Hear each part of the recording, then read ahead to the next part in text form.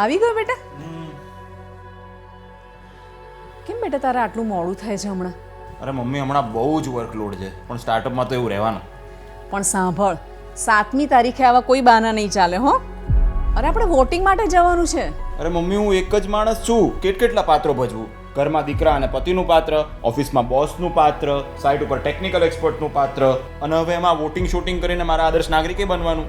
અરે બેટા, તું ખાલી આ 4 પાત્ર ભજવીને આટલો ફર્સ્ટેડ થઈ ગયો તો વિચાર તો કર, જેમના માટે આપણે વોટ આપવા જઈએ છીએ એ આપણા માટે કેટલા પાત્રો ભજવે છે, અને એ પણ 365 દિવસ 24 કલાક. અને હા, તારું આજે સ્ટાર્ટઅપ છે ને, એ આ વોટનો જ કમાલ છે.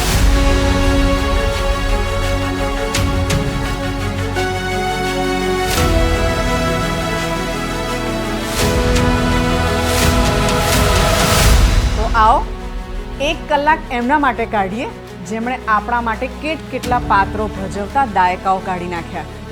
ફરી એકવાર મોદી સરકાર. કમળનું બટન દબાવો, ભાજપને જીતાડો.